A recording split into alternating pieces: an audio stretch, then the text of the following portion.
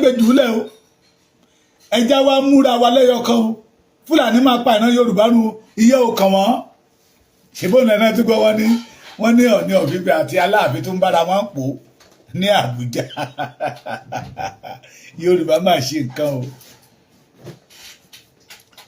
Yorùbá surround with bad leader wicked leaders tí wọn ò ní ọjọ́ ọ̀la tó dára mo ní wọ́n lọ sọ́jà wọn ò ra nǹkan kan tó dára wálé wá fún ìran Yorùbá mo kí gbogbo yín ẹ káàbọ̀ bàbá mi Anthony Adédèjì Abíọ́dún Bọ́dẹ̀dé adára fún yín bá ń kọ́lé dáadáa wọn ra tó dára wá fún ìran Yorùbá nígbà tá à ń ṣe bàbá káàbọ̀ táwọn máa ṣe ọmọ kulé AK-47 àwọn Fúlàní náà yọ sí wa they have already hand over us to the Fulanis it is only Afẹ́nifẹ́re it is only Yorùbá leaders tí wọ́n sì ń afraid àwọn Fúlàní leaders tí wọ́n ti ń pa kúbẹ́kúbẹ́ lábẹ́ àwọn Fúlàní leaders the Yorùbá leaders wọ́n lè bold kájáde síta pé ohun tá a fẹ́ lélẹ́yìí ohun tí tẹ́ bá lọ gbàṣẹ́ lọ́wọ́ àwọn Fúlàní leaders but Fúlàní leaders they can do undo say whatever they like mo ní gbogbo pípa tó ń pààyàn káàkiri ní Benue ǹjẹ́ erí kí Sultan Sokoto kó sọ̀rọ̀ kankan nípa ẹ̀ àjẹ́ndà wọn ni àjẹ́ndà wọn iṣẹ́ tán rán àwọn ọmọ wọn làwọn ń ṣe iṣẹ́ tán rán àwọn ọmọ wọn làwọn ń tẹ̀ náà rokoti and wọ́n dẹ̀ dúró gidigba one of the bandits nígbà tó ń confess mo ti delete kíní yẹn ni ó ní àwọn tó wà ní ìjọba ló ń fún wọn ní AK-47 tán supply wọn ní AK-47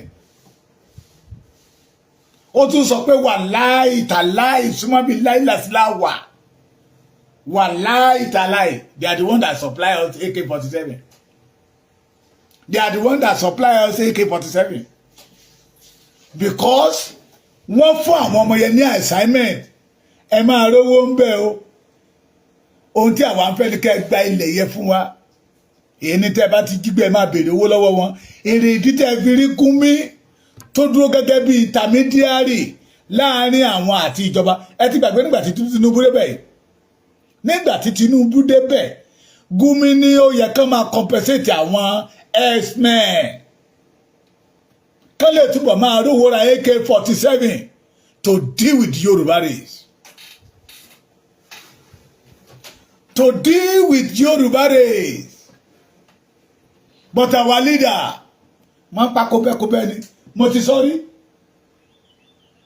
Mo ní Major General Atọ́lágbé play 2 yẹn ló ti ká àwọn x-men mọ́ àwọn terrorists. Máa yẹ dojú ìbọn kọwọ́ pẹ̀lú àwọn ọmọ ẹ̀wọ̀n mú 8 nú wọn. Ọjọ́ kejì ní Sultan Sokoto ló sọ̀rọ̀ síta. Pé no. You must release that boy. They are not a terrorist. Turn by AK-47 confirm lọ́wọ́ wọn. AK 4 and 7 confirm lọ́wọ́ wọn. Ìgbà tí màá yẹ sórí kókó pé no, ó máa kó wọn dé Àbújá kò mú mọ́ǹtì yẹn jẹ́ tán dismiss ẹ̀. Okay, ẹ lọ gọ́ọ̀gù ẹ̀tẹ́ ní ẹ̀rọ báyìí ní ẹ̀rọ ní bàbá Èkìtì pa. Ṣé ẹ ti gbàgbé Major General Joel Adéníyì ni? Igbó Sambisa ló ti ṣe fídíò torí pé ó ń pa àwọn Boko Haram immediately they dismissed that man the general from Yorùbá land they dismissed him ó ń pa àwọn ọmọ wa inú wa dùn one of the Adamu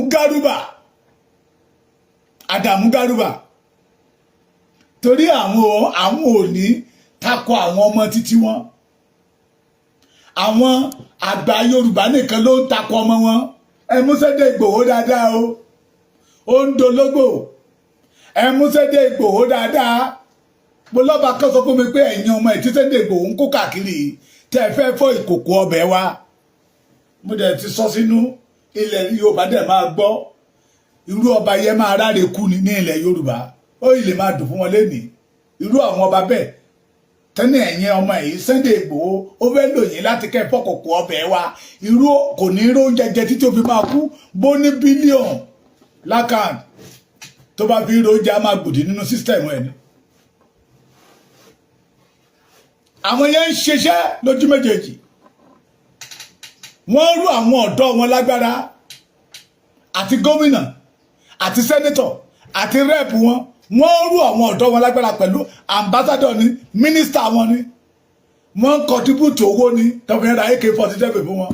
That Yoruba land we must take it.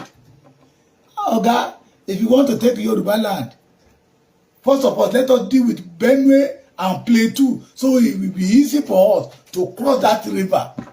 Number ko bon lé wọn lọ́wọ́.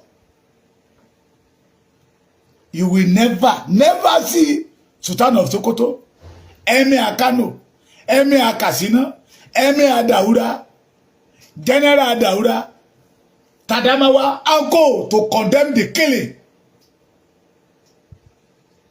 Pé patan payan, they will never condemn me. Torí assignment te gbé fún àwọn ọmọ wọn ni. One Adamu Garuba. Say Boko Haram, Fulani bandits are Northern Nigeria freedom fighters.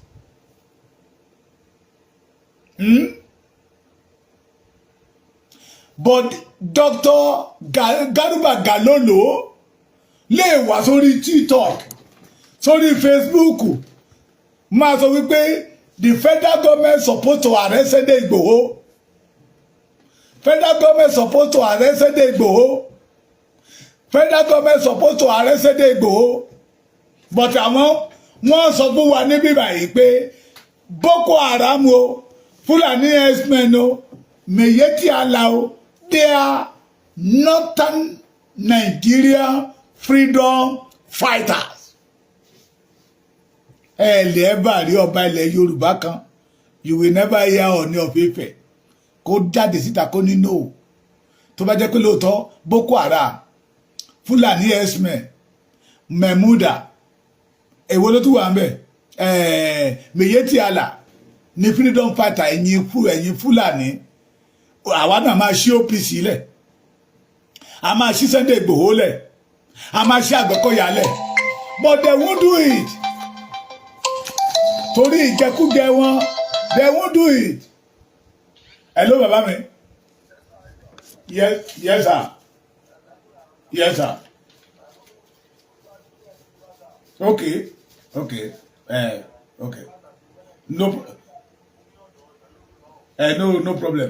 sir. Okay, sir.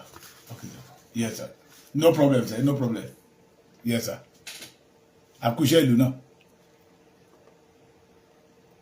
You will never hear anything like that. Pé okay, ẹ̀yin ọba kọ̀ọ̀kan, ẹ̀pẹ́ ní tó bá jẹ́ olórí OPC ní ìlú yín kọ̀ọ̀kan, a fẹ́ reform, a fẹ́ organize the OPC. Tí kìí ṣe ti Gani Adams tó fi ń bọ Iyemọja kiri, tó fi ń bọ òkúta kiri, tó fi ń bọ olókun kiri, tó fi ń bọ afẹ́fẹ́ kiri, tó fi ń bọ sólà kiri, tó fi ń bọ iyẹ̀pẹ̀ kiri, kí ló tún bọ? Tó sọ̀rọ̀ ẹ̀ di apènà, tó sọ̀rọ̀ ẹ̀ di oyè wo náà tún jẹ́ yìí àwọn tó ń bọ̀ kan yìí. Èyí abẹ́yàn jóye kíní kankan, ó tún du sẹ́ríkì. Come on, reform, jáde síta kan reform. Pé ẹ̀yin Àgbẹ̀kọ̀yà dà, ẹ̀yà Àgbẹ̀kọ̀yà wá. N tó wà níwájú wa yìí, tí a bá tètè ṣera wa lọ́kan, á dá wàhálà lẹ̀ fún wa. Ọjọ́ ọ̀la Yorùbá mì. Ẹ̀yin Àgbẹ̀kọ̀yà, bó ti wù kẹ́ ẹ pọ̀ tó, we want you to become one. Kán pé àwọn OPC new era reform, èwo ló tún wà mẹ́, bàbá fẹ́ di fashion. Kán jó wọn papọ̀, nígbà tí náà wẹ́dà bá jó nǹkan papọ̀. Pé ẹ má gbàgbé nígbà tí ẹ̀ ń wọ OPC o. Búra fẹ́nikẹ́ni o, ilẹ̀ Yorùbá lẹ búra fún iṣẹ́ dé. We must flush the Fulani out of the Yoruba land. We must not allow them to do whatever they like in Yoruba land. Kọ́kọ́ gbogbo wọn papọ̀ bẹ́ẹ̀. wọn à ní ṣe wọ́n bẹ̀rù àwọn Fúlàní but Fúlàní ohun gbogbo tí àwọn ń ṣe àwọn ò ṣe pamọ́ àwọn ò ṣe bò wọ́n á sọ síta ni let me quote the Sultan of Sokoto. Sultan of Sokoto mi ò mọrúkọ ẹ̀ mi ò dẹ̀ fẹ́ mọrúkọ ẹ̀ tó sọ wípé you fight Almighty Allah you fight Almighty Allah if you fight Boko Haram you fight Almighty Allah when you fight Boko Haram kí ni ìtumọ̀ yẹn kí ni iṣẹ́ tí Boko Haram ń ṣe láàrin ìlú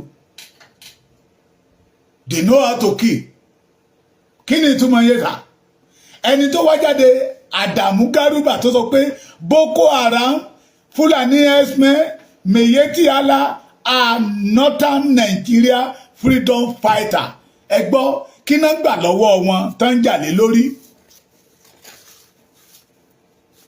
ṣé ilẹ̀ wọn náà gbà ni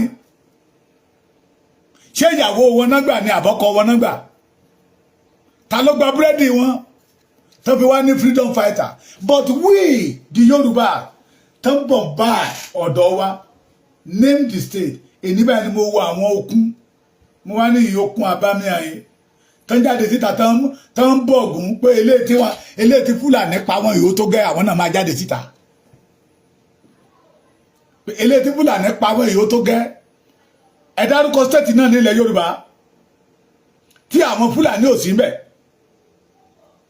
tí àwọn onísùmọ̀ bí yóò sí ńbẹ̀ wọ́n ti kó ilẹ̀ Yorùbá wọ́n wá bẹ̀rẹ̀ sí fi ẹ̀mí Yorùbá gbóná lójoojúmọ́ àwa tó yẹ ká ní àwọn tí ó máa ja ìjà òmìnira fún wa tí wọ́n pè ní freedom fighter àwọn olórí wa ò lè organize ẹ̀ torí pé wọ́n bẹ̀rù àwọn Fúlàní ẹgbẹ́ wọn àwọn Fúlàní ọ̀gá wọn sorry to call it ẹgbẹ́ wọn Fúlàní ọ̀gá wọn lánàá mo ṣòwò fún yín one of the Fulani leaders ẹ má gbàgbé o mo ní Afẹ́nifẹ́re cannot defend the Yorubas but they can defend the Arewas torí gbogbo iṣẹ́ tó ń ṣe iṣẹ́ tí ó mú ìgbélékè bá ìran Haúsá ni àwọn ò ń jà fún ìran wọn àwọn ò ń jà fún àwọn ọmọ wọn àwọn ọ̀rọ̀ wọn iṣẹ́ ọ̀rọ̀ tí pẹ́ńpẹ́ yẹ kì í ṣe tadìyẹ tí ń ràgà bọ ọmọ títí ẹ̀ àwọn máa ń ṣí àwọn ọmọ wọn tẹnu ikú ni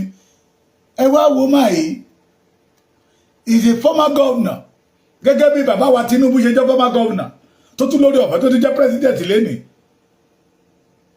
lánàá nígbà tán wá ipò tó sọ pé orílẹ̀-èdè Yorùbá lè jà fúnra wọn orílẹ̀-èdè Yorùbá lè dá dúró bọ̀tí nígbà tó wọ́wọ́ tẹ ipò tán wá náà orílẹ̀-èdè Yorùbá ò lè dá dúró lọ́dọ̀ wọn mọ́ ọ̀hún ti tẹ́ bá àtàṣì wa mọ́ Fúlàní tí ń pa wá bí ẹni pẹ́rán ọ̀hún ti tẹ́ bá àtàṣì wa mọ́ Ìgbò tó jẹ́ pé gbogbo ilẹ̀ wa náà ti kílèmù tán dé Ilé Ifẹ̀ orísun Yorùbá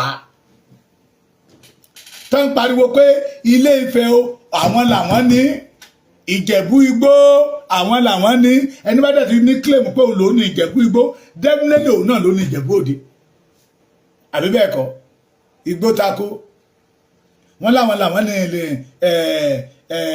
ṣé ìlò kí náà ti porúkọ ìlú yìí Ọ̀tà wọ́n wá dárúkọ àwọn yẹn fẹ́ gbalẹ̀ wa àwọn ilé fẹ́ gba ìlú wa ẹ wá wo nínú àwọn lídà wọn the Fulani gbogbo bí àwọn bandit ṣe ń pa